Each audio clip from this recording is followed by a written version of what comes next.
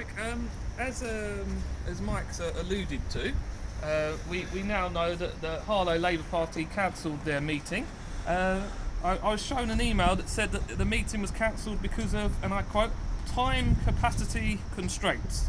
So it's a good question. Bullshit. Allow me to translate it for you. What it means is that they didn't want to face us. They didn't want to face our protests. They didn't want to have to look us in the eyes because they know that what they're doing is wrong. That's what it means. So basically they've decided to ignore our vigil, just like they've been ignoring people's emails and just like they're ignoring this genocide. That's what they've decided to do. And we actually had Labour Party members accuse us of being shameful. That's what they said. They said we were shameful. But I actually think it's quite the opposite. I'm extremely proud of what we've done. I'm extremely proud that we've turned up to it here today. I'm extremely proud that they've had to cancel their meeting. If anyone should be ashamed, it's them.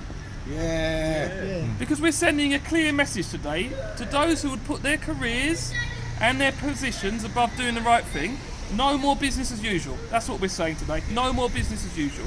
And it's important to remember what this is actually about. This isn't a technical, political argument about a campaign to save a library.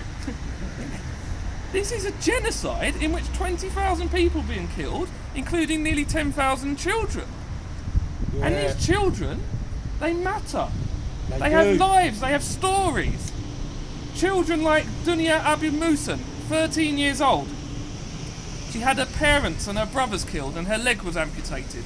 I see it on the news. And she was recovering and seeking shelter in a hospital. And yesterday, Israel killed her too. Yeah. And we've also seen disabled patients run over by bulldozers and buried alive.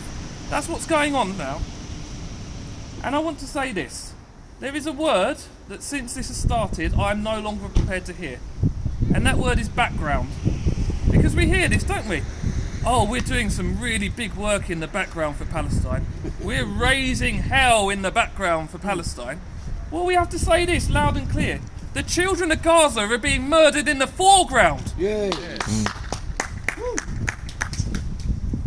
And the other argument we hear, don't we, is that if you make the Labour councillors speak out, then you have to be careful. Because a right-winger or a Tory might take their seat if they lose the whip. So let me make two things very clear. First of all, if you're willing to ignore a genocide of 20,000 people for your career, then you're not a left-winger. No. No. Don't deserve a seat at all. Yeah. The second thing I want to say is this.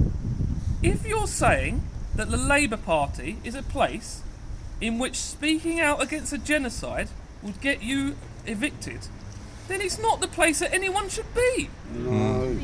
Why would you want to be in it if you're saying that? And the last thing is that one thing I'm no longer prepared to tolerate is local councillors feeling sorry for themselves because of some political criticism. You should save your pity for the children of Gaza. That's who deserves some sympathy. Yes. Got it. Yes. They're the ones you're ignoring, and they're the ones whose needs you're subjugating for your own political careers. But although they deserve our sympathy, you won't see any self-pity from the people of Gaza, would you? No. Even in the most horrendous circumstances, they still find ways to resist. They still find ways to care for each other. They still find ways to show their humanity. And that's because, as much as they're suffering the most horrendous circumstances, they know they're right. And they know that one day Palestine will be free. And so I say that to everyone here today. This has been a really difficult time for everyone. I know it has. If you're standing here today, it's because you care. And caring is something that it's not easy to be at the moment. We're seeing unspeakable horrors every day. We're seeing it knowing that our government is supporting it, and we're being lied about by the media and smeared as hate marchers. Yes. No. But I have to say this, you're right too.